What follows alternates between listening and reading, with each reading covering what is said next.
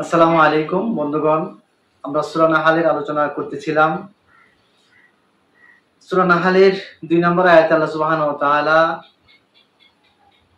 সকল কিছুই তার পক্ষ থেকে হয়। তিনি চাইলে যে কোনো বান্দাকে যে কোনো সময় যে কোনো জিনিস তার জন্য করে দিতে পারেন এবং তিনি সেটি করেন। এটাই বলেছেন আল্লাহ তাআলা। বিসমিল্লাহির রহমানির রহিম। ইউনাজ্জিলুল মালাইকাতা বির-রূহি। তিনি অবতীর্ণ করেন ফেরেশতার মাধ্যমে। যদি কোনো রূহ তিনি দিতে চান তাহলে ফেরেশতার মাধ্যমে তিনি দেন মিন আমরিহি, তার হুকুম, আলা মান ইয়াশাউ মিন ইবাদিহি, তার বান্দাদের মধ্য থেকে যাকে তিনি পছন্দ করেন তাকেই তিনি তা দান করেন। আন আনজিরু আন্নাহু লা ইলাহা ইল্লা আনা ফাত্তাকুন। আল্লাহ পাক বলছেন যে মানুষদেরকে সতর্ক করে দাও, নিশ্চয়ই আল্লাহ তাআলা ছাড়া আর কোনো ইলাহ নেই, মানুষের কর্তৃত্ব করার মতো ক্ষমতা কারো নেই। ইল্লা আনা ফাত্তাকুন, নিশ্চয়ই তিনি সকলের উপরে এবং তাকেই যেন ভয় করা হয়। এরপরে আয়াত আল্লাহ সুবহানাহু ওয়া তাআলা আকাশ এবং জমিনের সৃষ্টিকর্তা তিনি, এটি দ্ব্যর্থহীন ভাষায় বলেছেন খলাকাস সামাওয়াতি ওয়াল আরদ, তিনি আকাশ এবং জমিন সৃষ্টি করেছেন।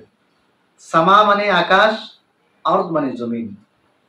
সামা এখানে সামুন এক বচন, সামাওয়াত মানে বহু বচন, মানে বোঝা গেছে আকাশ একটি নয়, অনেক আকাশ। ওয়াল আরদ এবং অনেক এই জমিন। বিল হাক্কি, এগুলি তিনি সত্য, এগুলি যে তিনি সৃষ্টি করেছেন তা সত্য। তাআলা আম্মা ইউশরিকুন, তিনি সকলের উপরে এবং তিনি তার কোনো শরীক নেই, তার সাথে কাউকে অংশীদার করা যায় না। এই সৃষ্টির ব্যাপারে তিনি যা সৃষ্টি করেছেন তিনি এককভাবে সৃষ্টি করেছেন, এর সাথে কোনো শক্তি কোনো পাওয়ার জড়িত নয়। খলাকাল ইনসান, তিনি বলেছেন যে তিনি আকাশ জমিন সৃষ্টি করার পর মানুষ সৃষ্টি করেছেন মিন নুতফাতিন, মানে নুতফা দ্বারা। নুতফা হলো বীর্য মিশ্রিত পানি। ফাইযা হুয়া খাসীমুম মুবিন, মানে মানুষের একটি স্বভাবজাত চরিত্র বর্ণনা করেছেন। আল্লাহ পাক বলেছেন যে এরপরে মানুষ খাসীমুম মুবিন, এরা সুস্পষ্ট ভাবে বিতর্ককারী, মানে কথা বলে বেশি। আল্লাহ পাক আরো বলছেন ওয়াল আনআমু খালাকাহা, আর তিনি তোমাদের জন্য চতুষ্পদ জন্তু সৃষ্টি করেছেন। লাকুম ফিহা দিফউন, ইহাদের মধ্যে তোমাদের অনেক উপকার আছে। ওমাতা ওমানাফিউ ওয়া মিনহা তাকুলুন, কতকগুলিকে তোমরা জমিনে ছড়াও আর কতকগুলিকে তোমরা উপকার হয়, এগুলি দিয়া তোমরা কখনো কখনো দেহের পুষ্টি যোগায়, এগুলি ভক্ষণ করো। ওয়ালাকুম ফিহা জামালুন, আর তিনি তোমাদের এতে সৌন্দর্য রেখেছেন। হিনা তুরিহুনা, যখন তোমরা এগুলিকে জমিনে চড়াও। ওয়াহিনা তাসরাহুন, আর এগুলি দেখে তোমরা আনন্দিত হও। আসলেই তো গবাদি পশু এগুলি আল্লাহর নিয়ামত।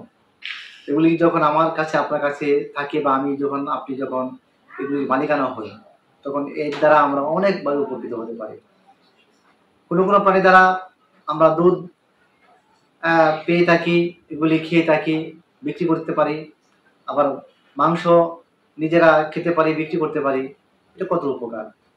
আর কখনো কখনো অনেক পশু দ্বারা জমিনের হাল চাষ করা হয়। আবার কোনো কোনো পশু দ্বারা আমরা যানবাহন হিসেবে ব্যবহার করতে পারি। সামগ্রিকভাবে এই জিনিসগুলি আল্লাহ সুবহানাহু ওয়া তাআলা বলেছেন যে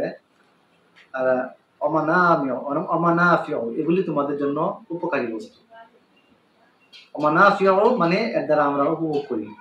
বন্ধুগণ, আল্লাহর সৃষ্টি আনআম চতুষ্পদ জন্তু, যেগুলি হালাল এগুলো আমরা খেয়ে থাকি, আর যেগুলি হালাল নয় এগুলো আমরা বিভিন্ন কাজে ব্যবহার করে থাকি।